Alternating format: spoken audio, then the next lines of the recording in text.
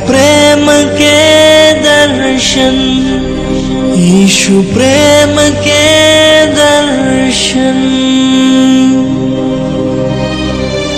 कलवरी दर्शन, यह प्रेम के दर्शन, यीशु प्रेम के दर्शन। हमारे प्रभु यीशु मसीह के महान नाम में आपको शुभकामनाएं। अच्छे हो ना? कुछ हफ्तों से हम प्रतिज्ञा के देश के अनेक जगहों के बारे में, यरूशलेम के बारे में, यरूशलेम के कुछ खास ऐसे प्रदेशों के बारे में ध्यान करते आ रहे हैं। खासकर आज हम यरूशलेम नगर के बारे में जानेंगे। ठीक है ना? जेरूसलेम इस अंग्रेजी शब्द का इब्रानी शब्द है यरूशलेम। हमारे हिंदी में भी यरूशलेम ही कहते हैं। लगभग 3000 वर्ष पहले यरूशलेम को राजधानी बनाकर दाऊद ने राज किया, इस विषय को हम जानते ही हैं। दाऊद के बाद उनका जो पुत्र था सुलेमान राजा बना था। तब दाऊद बहुत आशा से परमेश्वर के मंदिर को बांधने के लिए प्रयत्न करके मंदिर के लिए जरूरी पड़ने वाले अनेक सोना चांदी, बहुमूल्य रत्न आभूषणों को, जरूरी लोहे और जरूरी पड़ने वाली चीजों की तैयारी करने पर भी तू मेरे मंदिर को बांधने के लिए योग्य नहीं है, ऐसा परमेश्वर के कहने पर सुलेमान के हाथों मंदिर बनवाऊंगा, ऐसा बताने पर सुलेमान के राजा होने पर दूसरा इतिहास 3 अध्याय पहले आयत में जैसे हम देखते हैं, दाऊद ने दर्शन पाकर यबूसी और नान के खलिहान यानी मोरिया नामक पहाड़ पर उसी स्थान में सुलेमान ने यहोवा का भवन बनाना आरंभ किया। और मोरिया पहाड़ बोले तो क्या आपको याद आ रहा है? परमेश्वर ने अब्राहम को अपने इकलौते पुत्र को मोरिया के पहाड़ पर लाकर मेरे लिए होम बलि करके चढ़ा, ऐसे पूछा था ना। इस मोरिया के पहाड़ पर अब्राहम ने अपने पुत्र इसहाक को होम बलि चढ़ाने के लिए जब तैयार हुआ था, तो परमेश्वर का भय मानता है, इसे मैं जान गया, इस बच्चे को कुछ हानि न पहुंचाना। एक मेढ़े को दिखाया था, इसहाक के बदले एक मेढ़े को अर्पण किया गया। यह बाइबल में देखते हैं। यीशु मसीह उस मोरिया के पहाड़ पर अपने प्राणों को अर्पण करने के लिए इस संसार में आने वाले हैं, इस विषय के संदर्भ में यह कार्य हुआ था। यीशु मसीह भवन के सामने हमारे बीच में आए हुए हैं। आप भवन को गिराओगे तो 3 दिनों में मैं उसे फिर से खड़ा करूंगा, ऐसे प्रभु का कहना अपने शरीर के बारे में था। हमें याद रखना है, उसी मोरिया के पहाड़ पर सुलेमान ने भवन को बनाना आरंभ किया। बड़ा सुंदर और वैभवपूर्णता से बांधकर समाप्त किया। अनेक वर्षों से बन रहा वो भवन इस्राएल के देश में रहने वाले सभी के लिए आराधना के स्थल सा, सच्चे परमेश्वर, संसार के रक्षक, देवों के देव जो प्रभु है, उनके आराधना के लिए बड़े तादाद में लोग यहां आकर पापों का भुगतान करने के लिए बलि चढ़ाते, प्रभु की उपस्थिति को अनुभव करने के लिए पवित्र शास्त्र में देखते हैं। मगर इस्राएल के राजाओं का जब यहूदा के राजाओं जैसा बंटवारा हुआ, तब परमेश्वर के वचन को अनसुना करके, परमेश्वर की पवित्रता को छोड़ के, सच्चे परमेश्वर, सारे जगत का पिता परमेश्वर, सर्वशक्तिशाली परमेश्वर को मूर्तियों के रूप में बदल के पापों को जगह देने के कारण, धोखे को जगह देने के कारण, कई बार कितने सारे भविष्यद्वक्ताओं के द्वारा परमेश्वर के चेतावनी पर भी घूम घूम कर परमेश्वर को सताने वाली प्रतिज्ञा की गई प्रजा को प्रभु का त्यागना और उन्हें शत्रुओं के हाथों में दे देना पवित्र शास्त्र में हम देख सकते हैं। दूसरे इतिहास 36वां अध्याय 18वीं आयत में लिखा है, क्या छोटे क्या बड़े परमेश्वर के भवन के सब पात्र यहोवा के भवन और राजा और उसके हकीमों के खजाने, इन सभी को वो बेबीलोन में ले गया। उतना ही नहीं, कसदियों ने परमेश्वर का भवन फूंक दिया और यरूशलेम के शहरपनाह को तोड़ डाला और आग लगाकर उसके सब भवनों को जला दिया। और उसमें का सारा बहुमूल्य सामान पूरी तरह नष्ट कर दिया। कितनी बार चेतावनी देने पर भी, आज्ञाकारी न होने पर, बिना कोई मौका पाए अचानक नष्ट हो जाता है। प्रभु की प्रजा प्रभु की अच्छाइयों को अनुभव करते हुए, परमेश्वर के प्यार की ठट्ठा करके, उनके कितनी बार क्षमा करने के बाद भी बार बार उनके किए हुए कार्य को भूलकर उनके ऊपर इल्जाम लगाने पर, उनके लोगों का प्रभु को त्यागना, भवन को गिराकर जला देना शास्त्रों में देख सकते हैं।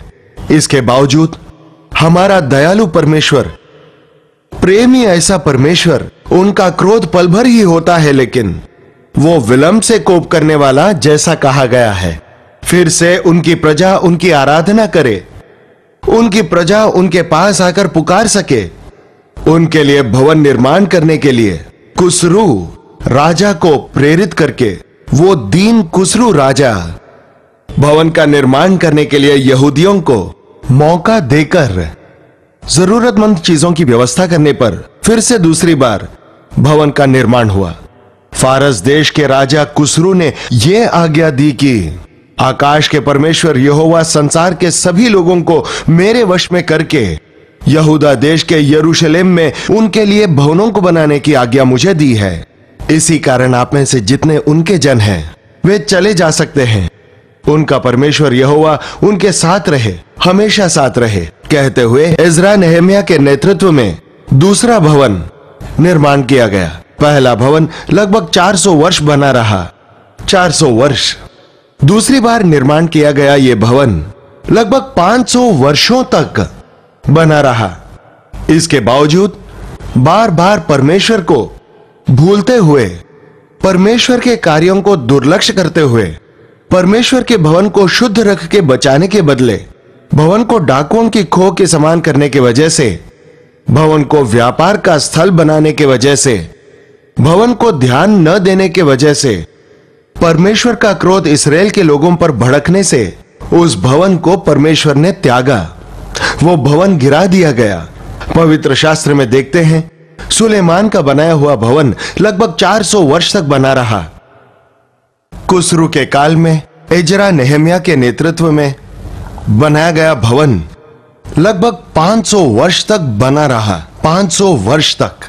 तीसरी बार इस भवन का निर्माण केरोज राजा के हाथों किया गया। यहूदियों को खुश करने के उद्देश्य से ही फिर से उस भवन का पुनर्निर्माण किया गया। उस भवन का निर्माण किया गया, ऐसा इतिहास बताती है। यीशु मसीह के समय में उन्होंने प्रचार किया हुआ भवन, उनके अद्भुत कार्यों को चंगाई किया गया भवन, यही है ऐसे परमेश्वर के वचन में हम देखते हैं। प्रभु अपने सेवकाई के आरंभ में, मेरे पिता के घर को तुमने व्यापार का मंडी सा बना रखा है, वहां पर लेन देन करने वालों को निकाल दिया। वे सलीब पर चढ़ने से पहले लौट के उस भवन में लेन देन करने वालों को, कबूतर बेचने वालों को रस्सियों के कोड़ों से बाहर निकालते हुए, मेरा भवन सभी लोगों के लिए प्रार्थना का घर कहलाएगा, परंतु तुमने उसे डाकुओं का खो बनाया है। ऐसे प्रभु को समझाते हुए हम देखते हैं, इस मंदिर को ढा दो और मैं इसे 3 दिनों में खड़ा कर दूंगा। ऐसा प्रभु के कहने पर वे फरीसी इसका मतलब समझ न पाए, लेकिन अपने शरीर को ही भवन कह रहे थे हमारे प्रभु। वे सलीब पर चढ़ाने के 3 दिन बाद मृत्यु से विजयी होकर जी उठे, ये हम जानते ही है ना। अगर आपको याद हो तो एक बार यीशु मसीह के चेले उस भवन को बनाए हैं, ये देखकर, ये पत्थर कितने बड़े हैं देखो प्रभु बोलने पर, आप लोग इन पत्थरों को देख रहे हो, परंतु इस पत्थर पर पत्थर न होने वाले दिन आने वाले हैं, ऐसे प्रभु ने कहा। समान 70वें शतक में रोमियों के हाथों तीसरी बार बनाया गया ये भवन भी पूरी तरह गिराया जाना, बिगाड़ दिया जाना देखते हैं।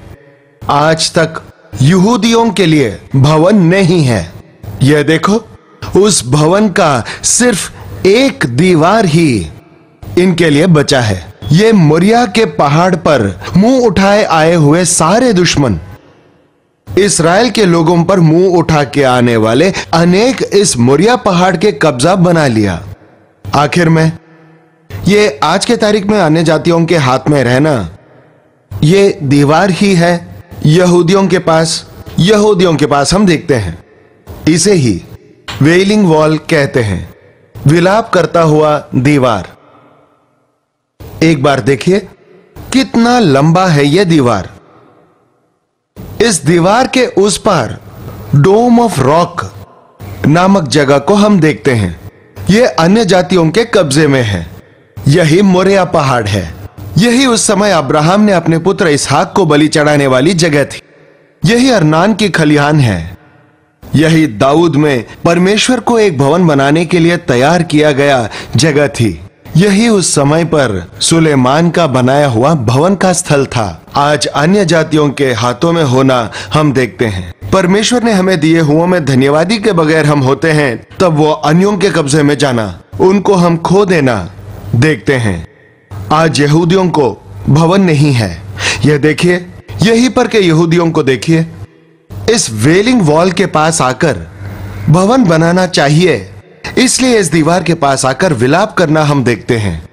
इस दीवार के पास जब मैं भी गया था, इस दीवार के पास मैं भी प्रार्थना करूं ऐसी आशा हुई। यीशु मसीह के नाम प्रार्थना करने की आशा से उस समय के यहूदियों के समान, वहां रहने वाले यहूदियों के समान, मैं भी जब इस दीवार के नजदीक आने पर यहूदी जब अपनी प्रार्थना करते हैं, उनके सिर को ढकना, यहूदियों के समान रहना, उस वक्त जैसे पौलुस ने कहा, मैं भी एक यहूदी सा, यीशु मसीह के द्वारा चुना हुआ यहूदी सा, यीशु मसीह के लहू में धुला हुआ हूं। इस दीवार के पास जाकर प्रार्थना करने का प्रयत्न करने पर, इस दीवार पर मेरा हाथ रखकर प्रार्थना कर रहा था, तब मेरी जानकारी के बगैर ही पवित्र आत्मा मुझे प्रार्थना में अगुवाई करना, बोझ के साथ यहूदी लोगों के लिए उद्धार के लिए प्रार्थना करने के लिए प्रभु ने मदद की। ओ प्रभु, तुम्हारे जीवन को जिए इस क्षेत्र में तेरी ही जाति के लोग यहूदी तुझे नहीं मानने वाले हैं, जैसे तेरे द्वारा प्यार किया गया इस क्षेत्र को खोकर, भवन को खोकर रोते हुओं के समान है। मसीहा बनकर तू आके 2000 वर्ष बीत जाने पर भी अभी हमारा मसीहा आने वाला है, ये कहते हैं। मसीह पर विश्वास नहीं करने वाले अनेकों यहूदी रह गए हैं। इस बोझ के साथ मैंने प्रार्थना किया, यरूशलेम के कुशलता के लिए प्रार्थना करो करके बाइबल कहना। हम भी इन आखिरी दिनों में प्रभु का आगमन उस जैतून के पहाड़ पर है, ऐसे विश्वास करने पर यहूदियों का उद्धार के लिए प्रार्थना करना है। आज इस्राएल देश में 42% यहूदी हैं, 32% मुसलमान हैं, केवल 2% ही मसीही हैं। अगर हम ये जान लें, प्रभु सलीब पर मृत्यु को पाए इस यरूशलेम नगर में, इस इस्राएल देश में, सलीब पर चढ़ाए गए मसीह को न पहचानने वाले यहूदी के समान, भारी कान वालों के समान, बंद हुए आंखों के समान, बंद हुआ हृदय के समान आज के यहूदियों को देखने पर हम लोगों को विलाप करना है। इस जगह पर टहलते समय एक ठंडा वातावरण, एक खास प्रसन्नता, उस समय परमेश्वर का चुना हुआ स्थान ये ओरनान का खलियान है। उस समय परमेश्वर ने बलि स्वीकार करने के लिए तैयार की गई ये मोरिया का ये पहाड़, उस समय मैं तुम्हारे बीच रहूंगा, ऐसा कहने वाला भवन बनाए गए इस स्थान पर परमेश्वर का प्रसन्नता होना, उसके ऊपर भरोसा करने वाले ही पहचान सकते हैं। मेरा नाम दिए गए मेरे लोग अपने आप को दीन करके, प्रार्थना करके, मुझे खोजकर, आकाश से उनकी प्रार्थना सुनकर, उनके पापों को क्षमा करके उनके देश को चंगा करूंगा। ऐसे उस वक्त सुलेमान के द्वारा बनाया गया उस भवन के लिए प्रभु ने कहे हुए बात यह है, यही जगह जानने पर प्रभु तेरे लोग अपने आप को दीन करके, तुझे खोज कर, तुझे प्रार्थना करके उनके मन की आंखों को खोलिए पिता, उनके हृदय में प्रतिसाद होने दे प्रभु, पवित्र आत्मा की हलचल होने दे पिता, ऐसे धीरज से पुकार रहे हैं। यह यरूशलेम का नगर बहुत ही अद्भुत, अनेक देशों से आकर लोग इन्हें देखकर प्रभु में विश्वास कर रहे हैं। यहां पर रहने वाले अभी तक मूर्ख के समान, मन के आंखों को न खोलने वाली परिस्थिति में होना बहुत ही चिंताजनक बात है। इनके लिए हर रोज हम मध्यस्थिति की प्रार्थना करना बहुत ही जरूरी है। यह यरूशलेम नगर सियोन पहाड़, कलवरी पहाड़, मोरिया का पहाड़, जैतून के पहाड़ों पर बनाया गया है। यीशु मसीह देहधारी थे उन दिनों में। ये मोरिया पहाड़ के ऊपर जिस भवन में प्रचार किया था, अनेकों को चंगा किया, इस भवन में वे चले थे। इस भवन को उन्होंने पवित्र किया था। यह विषय बहुत ही आश्चर्य कर देती है। इस यरूशलेम नगर में, इस कलवरी के पहाड़ पर वे सलीब पर चढ़ाए गए थे। इस यरूशलेम के गलियों में से सलीब को उठाकर चला था। फिर एक बार याद करना है, इस यरूशलेम की कुशलता के लिए हमें प्रार्थना करना है। यरूशलेम, यरूशलेम, मुर्गी अपने बच्चों को अपने पंखों के नीचे लेती है, वैसे ही मैं तुमको ले लूं आशा रखता हूं, लेकिन तुम नहीं आएंगे कर चले गए। इसीलिए इस पहाड़ पर बैठकर इस नगर के लिए प्रभु रो रहे हैं, अश्रु बहाते हुए हैं। पवित्र शास्त्र में हम देख रहे हैं, इस यरूशलेम में, गतसमनी की बाग में हम देख रहे हैं प्रभु घुटने पर आकर प्रार्थना किया हुआ जगह। इस यरूशलेम में सियोन के पहाड़ को हम देख रहे हैं, यहां पर अन्याय के फैसले को उन्होंने पाया। यहां पर जो महायाजक का घर है, अन्याय के फैसले को पाया गया जगह को यहां पर देख रहे हैं। उतना ही नहीं, इस यरूशलेम में ये देखिए यीशु मसीह का कब्र, खाली कब्र को आज के दिन हम देख रहे हैं। उनको रखा गया वो कब्र है, अब खुले हुए कब्र के समान है। वो मृत्यु पर विजयी होकर उठा है, विश्वास करने के लिए मौका है। ये देखिए, जैतून के पहाड़ पर वे 500 लोग देख ही रहे थे और उन्हें स्वर्ग में उठा लिया गया। वो इसी पहाड़ पर था, जिस रीति से वो उठाए गए उसी रीति से वो वापस आएंगे, ऐसे कहा गया है। हम बाइबल में देखते हैं, यह आरोहण का पहाड़ है। यीशु मसीह अपने आप को हवाले किए हुए रात को फसह मनाने के लिए, रोटी तोड़ने के लिए इकट्ठा हुआ वो जगह भी यही अटारी है। यहीं पर प्रेरितों ने जब प्रभु के पुनरुत्थान के बाद प्रार्थना किया, तब पवित्र आत्मा का उतराना भी इसी अटारी में हुआ था, ऐसा पवित्र शास्त्र कहती है। इतनी सारी बातें इस यरूशलेम नगर में हैं। देखिए, यह यरूशलेम नगर परमेश्वर के द्वारा प्यार करने के बावजूद उस प्यार को कदर न करने की स्थिति में रह गए हो, ऐसे रहे बगैर परमेश्वर के दिए हुए आवाज को खोकर उस वेलिंग वॉल के पास यहूदी लोग दुख से पीड़ा में जैसे हम, वैसे ना होकर प्रभु में हम विश्वास रखकर, वही हमारा भवन है, निरंतर खड़ा हुआ भवन हमारा मसीह ही है।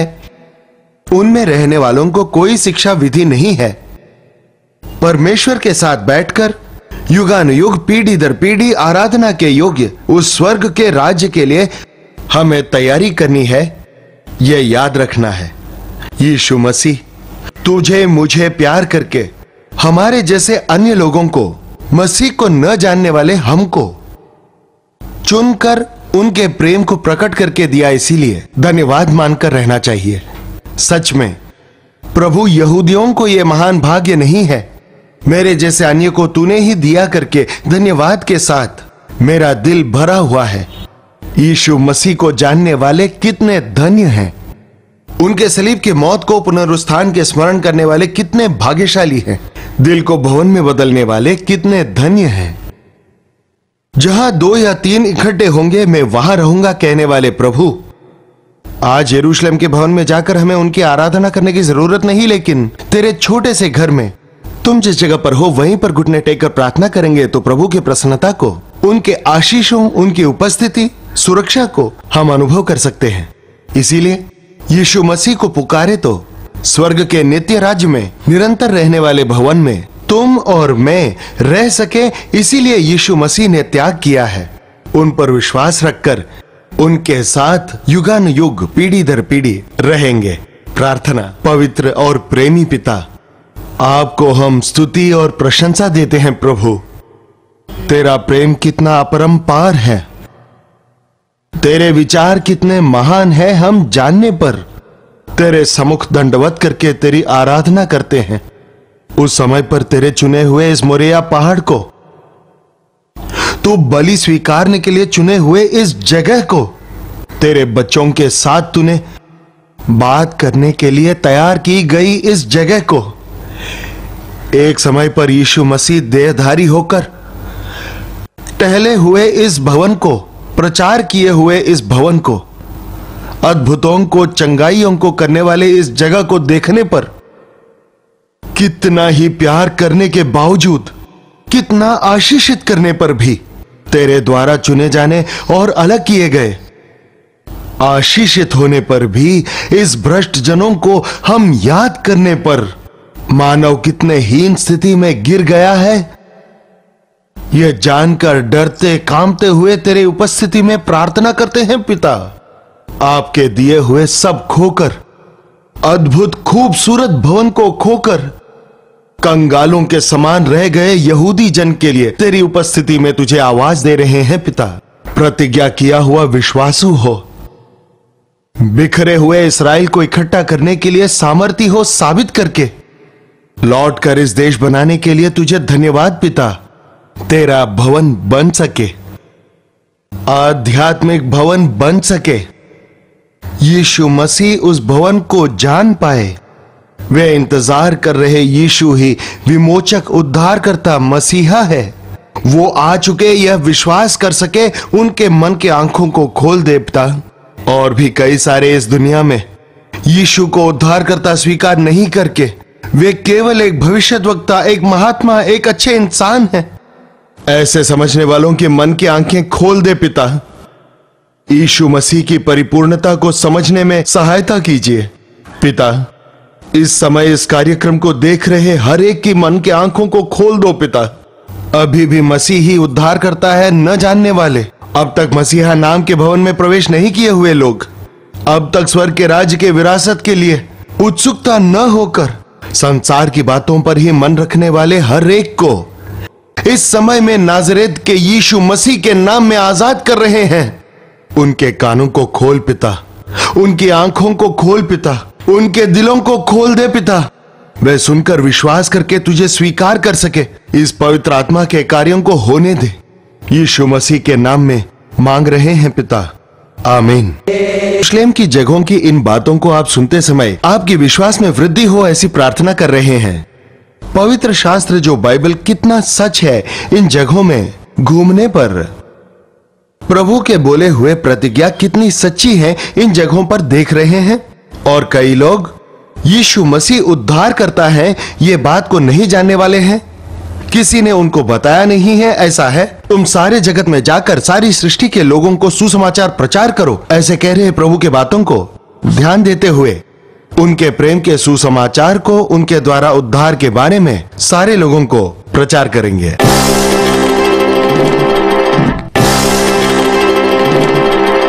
जॉन न्यूटन अनेक प्रकार के जहाजों के मालिक का कैप्टन का बेटा था और उसकी मां बहुत ही भक्तिवान थी। परमेश्वर के भय और भक्ति में उसे बढ़ाने की उम्मीद रखती थी, लेकिन अपने 7 वर्ष की उम्र में ही भक्ति सिखाने वाली मां की मृत्यु की वजह से जॉन न्यूटन अपनी मर्जी के मुताबिक जीना, नीग्रो दासियों का व्यापार करना प्रारंभ किया। शरीर की लालसाओं को, जवानी के इच्छाओं का गुलाम हुआ जॉन न्यूटन आखिर में एक नीग्रो स्त्री का गुलाम बन गया। वो स्त्री उस पर इतनी हुकूमत चलाती थी कि टेबल के ऊपर गिरे हुए रोटी के टुकड़ों को, चबाए हुए हड्डियों को उठाकर खाने की स्थिति पर उसको गिरा दिया। उस भयानक स्थिति में ओहो, मैं दासी का दास बन गया करके पश्चाताप किया। उस उड़ाऊ पुत्र के समान पश्चाताप किया। सुअर खाने वाले फलियों से पेट भरने की आशा रखने वाले उस हीन स्थिति को स्मरण करके पश्चाताप से उस जगह को छोड़कर दौड़कर एक जहाज में चढ़ गया। वो जहाज तूफान में फंस गया। मैं भी इस जहाज में एक दोषी के समान हूं। मेरे वजह से ही ये बड़ा तूफान आपके ऊपर आया। परमेश्वर ही हम पर करुणा दिखा सकते हैं। प्रभु, अगर आप मुझ पर करुणा करें तो मैं आपके लिए जीऊंगा।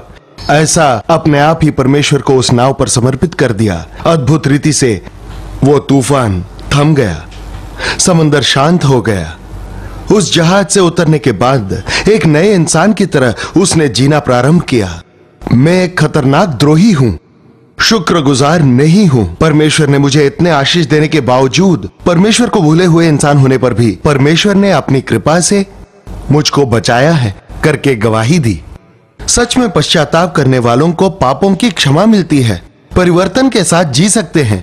कहकर अपनी जिंदगी को जीकर जिंदगी की गवाही के द्वारा अनेक लोगों को यीशु के कृपा को प्रकट किया। वही जॉन न्यूटन आज जगत के कई हजारों लोग गाने वाले अमेजिंग ग्रेस, उनके आश्चर्य कृपा नामक गीत को पूरी अनुभव से रचना करके गाने वाले यही है। और कई सारी गीतों की रचना की, अपनी बची हुई जिंदगी भर परमेश्वर की सेवा के लिए समर्पित करके अनेकों को यीशु मसीह के चरणों के पास चलाया। किसी काम के लायक नहीं मानकर अपने आप को नाश करने की स्थिति में रहे जॉन न्यूटन अच्छे संगीतकार की तरह, सुसमाचार प्रचारक की तरह अनेकों को परमेश्वर के चरणों के पास चला सके, ऐसे प्रभु के सेवक की तरह बदल गए। उस समय की कलीसिया के लिए बेदारी लेने वाले के समान वे जिए। यीशु मसीह एक महान उद्धार करता है, मैं एक घोर पापी हूं, ये दोनों बातें मैं कभी नहीं भूल सकता हूं कहते हुए अपनी आखिरी सांसों को छोड़कर स्वर्ग में पहुंच गए। जॉन न्यूटन की गवाही को सुनने वाले भाई बहन, परमेश्वर आपको कई तरह से आशीष देकर दौलत, तंदुरुस्ती, अच्छे माता पिता आपको देने पर भी आप अपनी मनमानी से जीकर परमेश्वर को भूलकर अपनी शरीर की इच्छाओं को, संसार के आशाओं को शायद जगह दे रखे हो। तुम्हें पाप का गुलाम बनाने की आशा शैतान रखता है, लेकिन यीशु मसीह तुझे बेटा होने का अधिकार देकर अपने महिमा से तुझे भरने के लिए, अपनी साक्षी के रूप में तुझे इस्तेमाल करने के लिए चाह रहा है। अपनी जिंदगी किसके हवाले करोगे, शैतान को या प्रभु को? आपने सुना हुआ वचन आपके लिए आशीष का कारण हुआ हो तो, आपके हृदय को छुआ हो तो, आपका हृदय दीन हुआ हो तो, आपने अपने सारे पापों को मान लिए होंगे तो, यदि आपकी स्थिति में परिवर्तन हुआ हो तो, आप आदर पाए हुए होंगे तो उस विषय को हमें अभी बताइए। एक फोन द्वारा अपनी प्रार्थना विनतियों को, आपके बोझों को हमें बताइए। आपने पाई हुई भलाइयों को भी हमें बताइए। प्रभु के समूह में आपके लिए प्रार्थना करने के लिए और विनती करने के लिए हम लोग इच्छुक हैं। प्रभु के समूह में आपको याद करने के लिए हमारे साथ सहभागी हो जाइए। बोझ मुक्त हुए आपके सहकर्मी आपके साथ सहभागिता करने के लिए हम भी इच्छुक हैं। हम दोबारा मिलेंगे। प्रभु की महान कृपा आपके साथ सदा बनी रहे। कल्वरी दर्शन, ये है प्रेम के दर्शन, यीशु प्रेम के दर्शन। हमारा पता Jaipal foundations, 29 new colony road, Velachery, Chennai 42।